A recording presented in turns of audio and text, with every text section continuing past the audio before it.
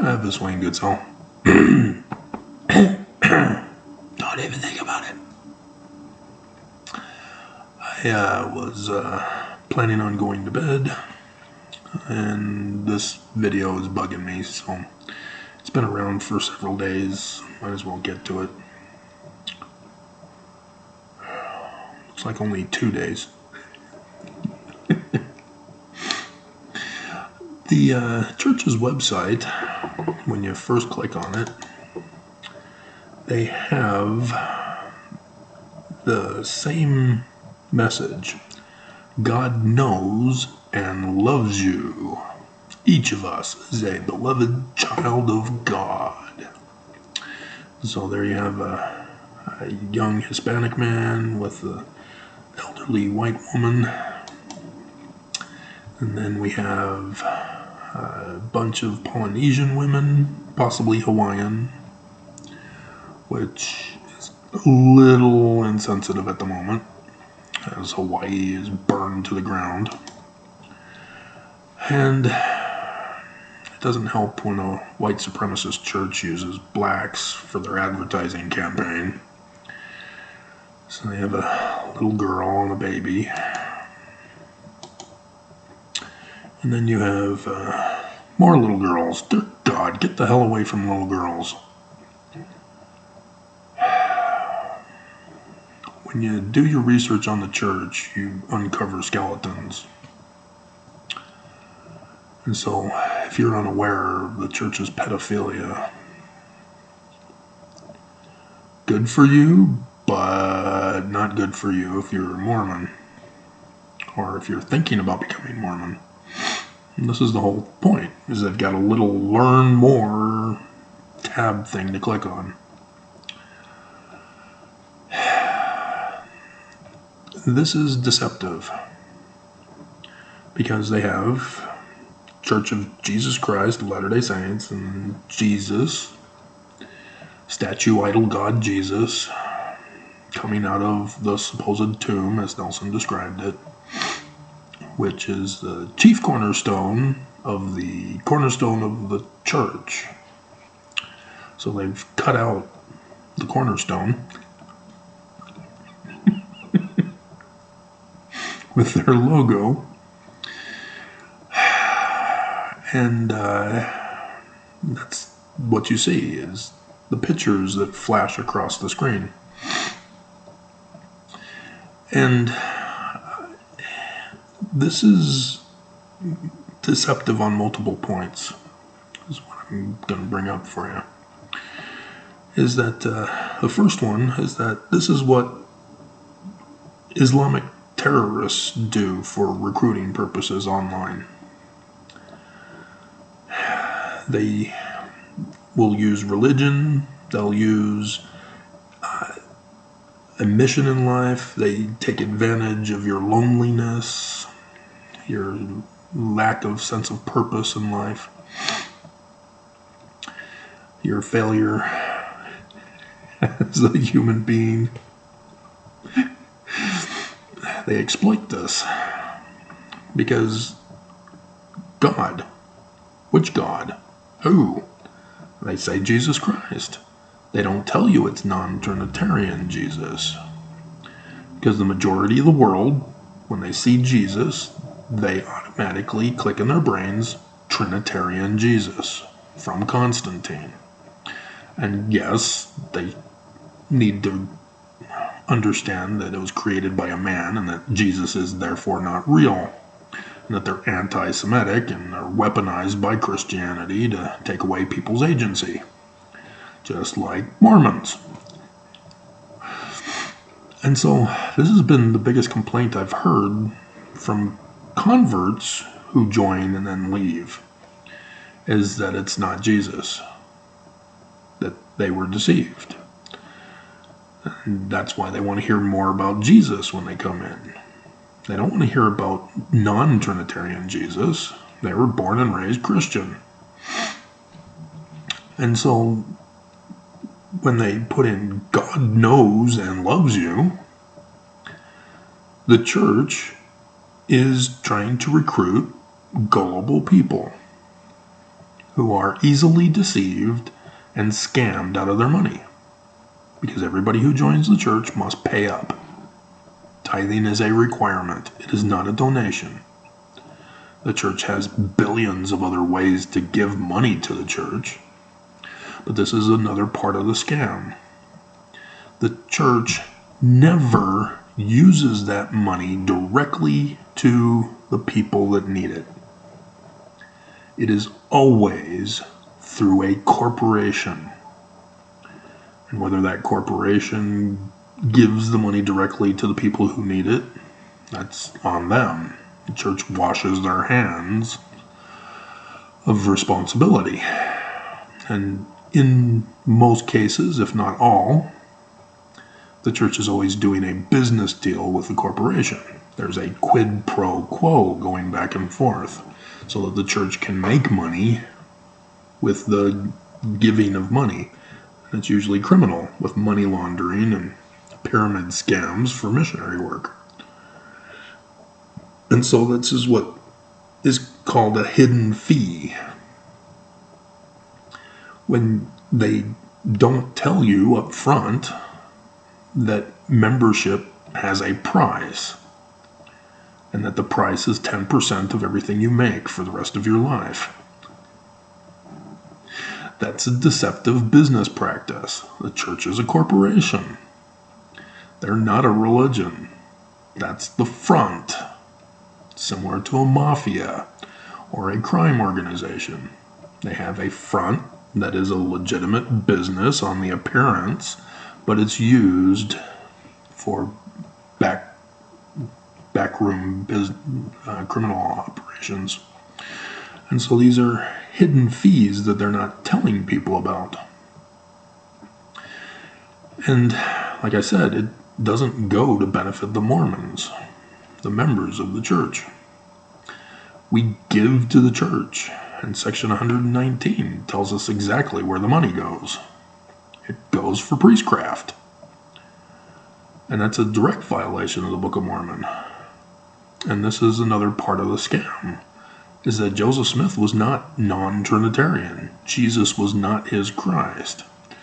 When you read the Book of Mormon and it says it's in the learning of the Jews, why in the hell are you putting in Jesus, the Christian creation, whether it's non-Trinitarian or Trinitarian? But I can see your confusion because you go to the Joseph Smith history and the name of the church is the Church of Jesus Christ of Latter-day Saints, and you don't bother to check the Joseph Smith papers to check the church because you think they're good and true, to find out that it wasn't the name of Joseph's church. And so this terrorist recruitment involves the deception about the religion and the taking away of our agency of the religion. You know, Oakes comes out and says the first commandment by God was to obey. No, it was sex. Read your Bible. But he's referring to the temple. The first law of God is obedience. The law of obedience. That's what he means. He's not caring about the scriptures. The temple covenant path is purposely designed to enslave Mormons and weaponize you because the law of sacrifice. Yeah, so much for paying tithing to be protected from the day that shall burn as an oven. The church is taking your money, promising protection, and setting you up to be sacrificial lambs. The law of sacrifice. You have to fall on your sword to protect the church from criminal prosecution. That's the only kind of protection they need. If they were a religion, they wouldn't need protection. They've got the First Amendment. And so when you study the laws, you then realize what they're doing to you. women are sex slaves to their husbands, and men have to obey the prophet. And then the law of sacrifice. You protect the church from criminal activity. That's why you keep everything a secret. Otherwise, you get the death penalty. They're going to bring that back. It's just they're going to weed out all of us elderly who know about that, so that the young are going, oh yeah, I guess I should, because this is serious. This is Jesus. I need to, take this seriously. That's the whole thing. They turn you into fanatics, extremists, as many Mormons are extremely judgmental about other people as well as themselves. Suicide rates are high in Utah. Depression is the highest per capita in the universe because of the abusive, patriarchal white supremacy of the church. This is what they teach Mormons when they misinterpret Scripture. It's the learning of the Jews, but when you misinterpret it, you've got a whole different it's a different kind of beer goggles. Mormon interpretation goggles. So, for example, learning of the Jews, the Christ is a human being. That's it, that's all. A regular mortal person. But now, when you go into the Book of Mormon, it's telling a story that is a parable symbolism of a human. And so, yes, they do supernatural stuff. And so when you interpret it as non-Trinitarian, and yeah, it's even worse. Well, it's not as worse, but there's Trinitarian view as well. That's why Christians get so upset with the Book of Mormon. It's because they're using their Trinitarian interpretation on the Book of Mormon. And they're offended because this isn't the Bible teaching that I've interpreted with my Christian goggles on the Jewish record to hate the Jews. But instead, Brigham Young, by creating this non-Trinitarian Jesus, you now go to the condescending Jesus part in Nephi, that Nephi has his dream, and sees Mary, the mother of Jesus. And it's not the Holy Ghost that gets her pregnant. It's an exalted human with body of flesh and bone. And now, instead of mortal parents giving birth to a child, it's now Heavenly Father comes from outer space to his 14-year-old daughter, rapes her, abandons her with the baby. It's now a bastard son. This is non-Trinitarian Jesus. And it's the same as Perseus and Hercules, if you think that they're literal history too.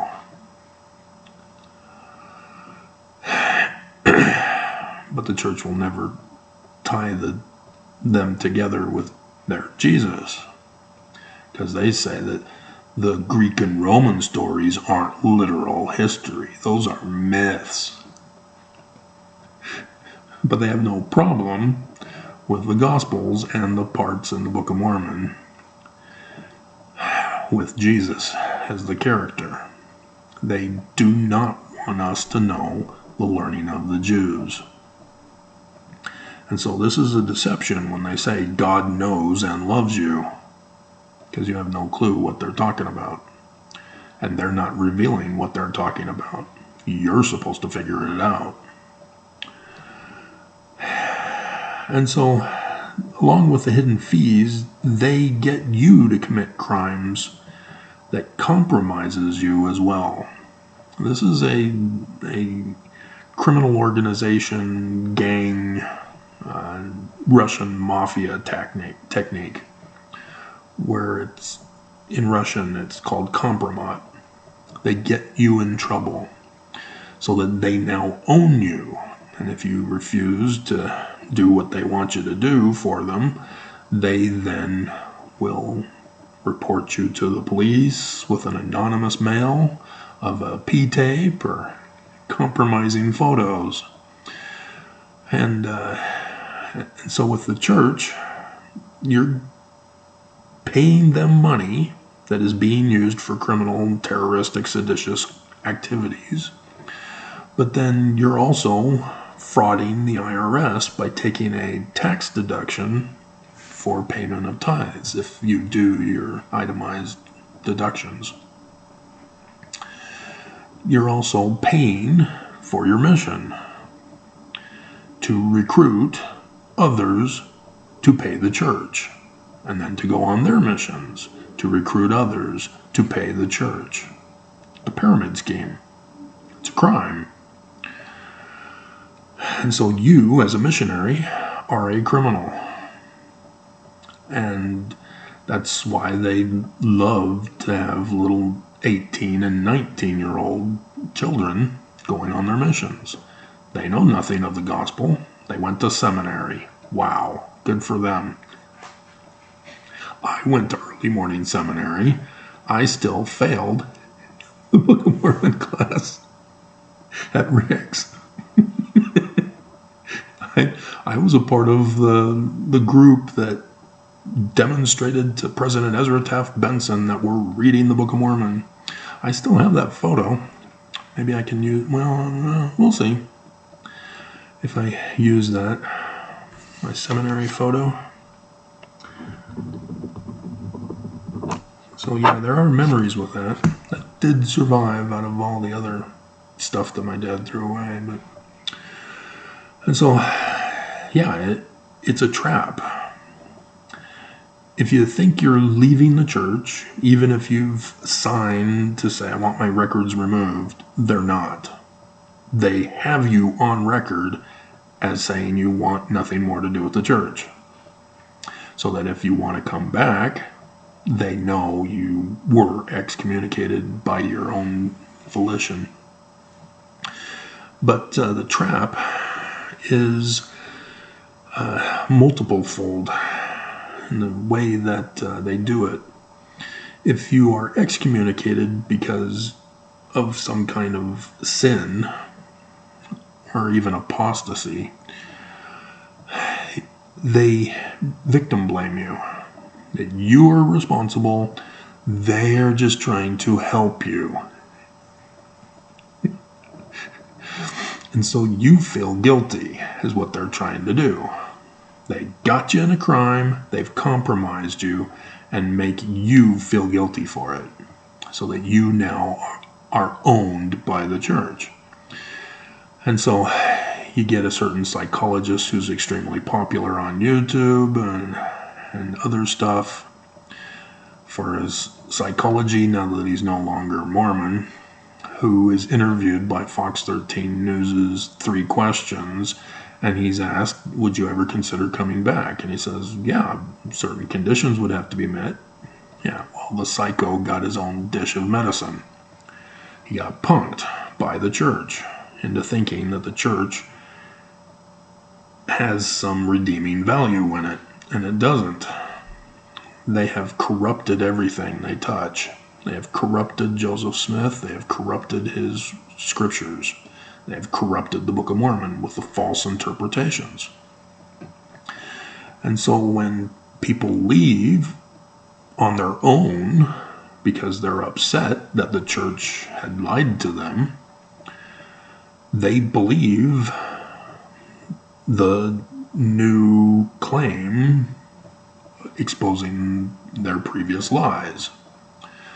And so people blame Joseph Smith rather than the current church.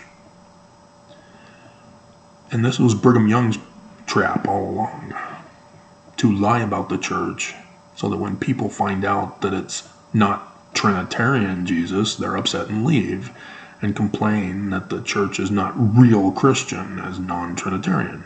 Well, Joseph was learning of the Jews. He got punked. That's the trap, Brigham Young said. And so if you think that Joseph Smith was involved in polygamy, no. It's because Brigham Young was secretly practicing polygamy with his Danites. There are numerous documents on this. And the forged documents by Willard Richards. And so when you have an organization that was secretly practicing polygamy behind Joseph's back, you get these people who are told that Joseph approved and Joseph is practicing it.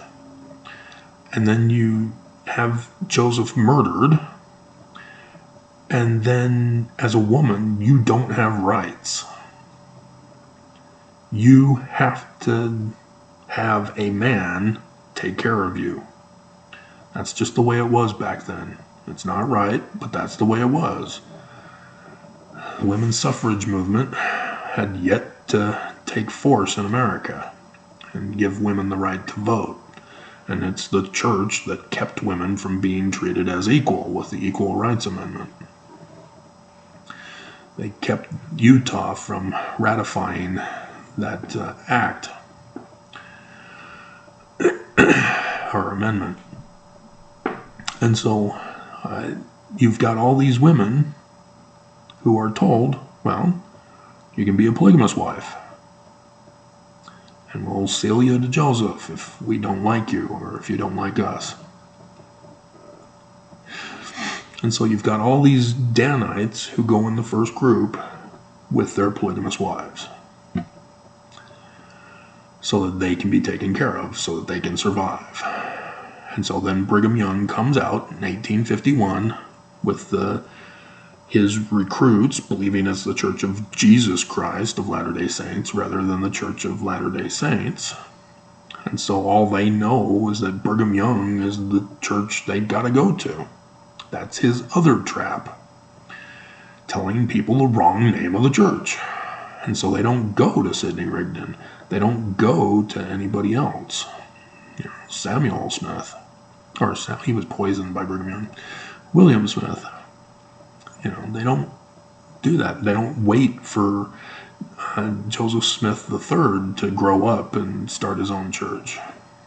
They only know the name, and the name was what Brigham Young and his Danites told him it was. And so this is another trap that the church sets, is that they've corrupted Joseph Smith and his works in the Book of Mormon with the wrong interpretation and the wrong name of the church. And this con has been going on for 200 years. His 1838 history exposes this con, but Willard Richards tampered with it again. And so with translation, the Brigham Young was not a part of it. He didn't join until 1832. He knows nothing of the translation process. All we have is what Joseph Smith claims. And he doesn't tell us. He tells us visionary accounts. And then there are Martin Harris, who said, well, I saw him with his rock and a hat that he dug up in the well on my farm.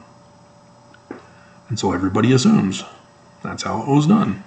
And people find Gazelum in the Book of Mormon and go, oh, yeah, that's Joseph. Oh, and then the Rod of Aaron and the Doctrine and Covenants. Oh, yeah, this is it. We got him. No, you don't. You've been conned. And that's another part of the trap, is that Joseph Smith had nothing to do with the composition of the Book of Mormon. He's the front man. And the reason why is because people were trying to murder them to keep that book from getting published. And it was Brigham Young and his Danites who were the threat. And they found out, and Heber C. Kimball and Brigham Young joined the church to overthrow it and murder Joseph. But the church will never tell you this. You have to do your research. You can't just trust people who find that Joseph Smith was locked up in jail for glass looking. That's not going to be a conclusion. That's a piece of the puzzle that helps you understand that Joseph Smith had nothing to do with the composition of the Book of Mormon. But until you get the big picture, any conclusion you make with the small sampling is a fallacy argument. And then finally, the church keeps posting online about how Latter-day Saint volunteers aid in Florida hurricane cleanup. Oh, well, I guess the Church of Jesus Christ of Latter-day Saints is true. Again, the same with the finances. The church never spends directly for those who need it. And yeah, you can say the bishop's storehouse, but there are conditions and requirements. They don't just freely give it. You have to work to get food. That's stupid. I've been in situations and in wards where I've seen an elderly man who's overweight because he's stuck in a wheelchair for the rest of his life. He's got an oxygen tank with tubes going in so he can breathe. And his Relief Society president wanted him to go to the chapel on Saturday to help clean up so that he can get food assistance. I told him, stay where you are. I'll cover for you. Those kinds of things are disgusting in this church. And yeah, there might be rebels who are thinking they're making change within, but you don't make change with the prophets. You will get excommunicated.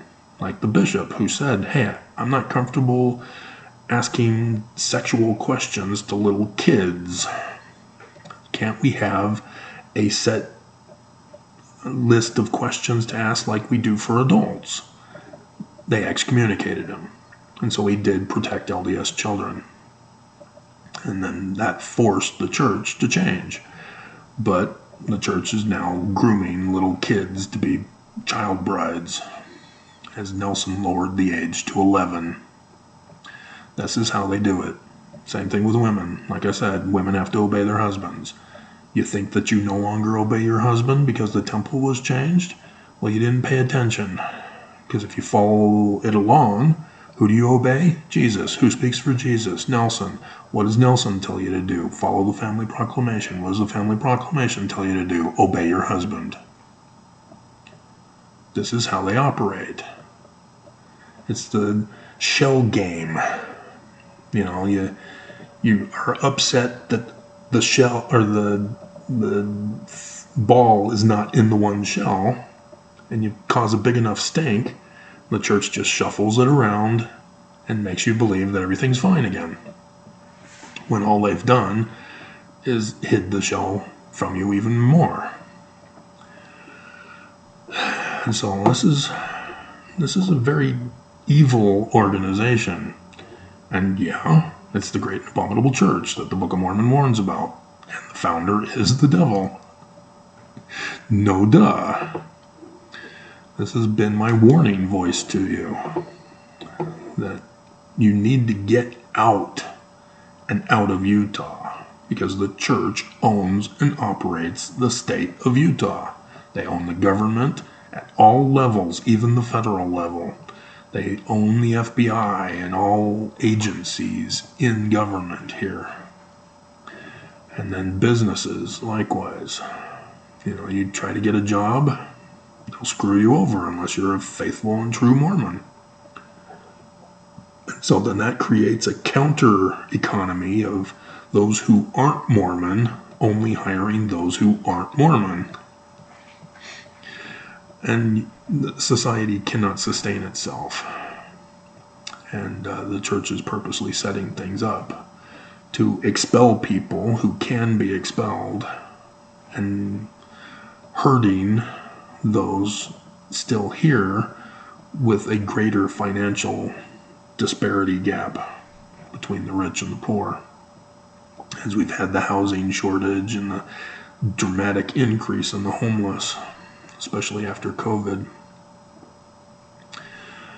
And then the purposely imported fentanyl lately, used for drugs, that is rampant in the state of Utah. And then zoning alcohol sales. They had the Zion Curtain at one point in time for decades, I guess. But when you deprive somebody of alcohol, that causes some problems because they're addicted to alcohol. It's a chemical substance, similar to drugs. And they know this. That's why they do these kinds of things, is because they know that a person will commit a crime. And once you commit a crime, you're owned by them. They own you now. You're compromised. They've got the compromise on you. That's why they go into porn, is because they have the psychologist telling guys, you're addicted, you've got a problem, you need to pay us so that you can support our lifestyle. It'll kill you, it's destroyed your family. No, it didn't destroy anything. It's the self-fulfilling prophecy of psychology, the category box making that they do. And so they are the ones that ruined your family because you believe them. So, but yeah, the church is using psychology to overthrow education, as well as corrupt the government and the businesses here in Utah with that kind of abusive nature. It's similar to bullies. Bullies pick up on what psychologists push, and they use those tactics. I've seen it ever since I was a kid. You know, my younger peers were always saying that everybody was retarded. Well, that came from psychology, mental retardation. They pick up on this and use the same tactics that psychologists use, which are bullying abuses, name-calling. There is no such thing as a mental illness. There is no such thing as a mental retardation. If you've got brain problems, they are physical, and you need to see a medical doctor. Psychologists are evil, whether they realize it or not. They're just like religious people who don't have a physical, tangible deity by which to have faith in. And as a result, they're told, you don't need to see a physical deity. Just have faith. Without works. And what does James say about that? Religious folk don't catch on to this. They don't see that they're pulling beams and motes on their peers whom they're judging and condemning and trying to take away their agency. This is the weaponization of the church. And so you have BYU that forbids caffeine. That's not in the Word of Wisdom, but the majority of extremist Mormons believe it is, and they won't drink caffeine because the church at BYU does not allow caffeine. This is how they manipulate you in R-rated movies. Oh, the R rating. I bow to you. I will not see you because you are evil. And then you get extremists who say, well, PGs and Gs are also evil. I'm not watching anything unless it's from the church. I will not watch Travis's videos. He's trying to trick me. He's not warning me. He's deceptive Korahor. So, and I can keep going on, and I won't, and I'm going to go to bed. So, I did put in, the seminary pick. Gotta put pick, I guess.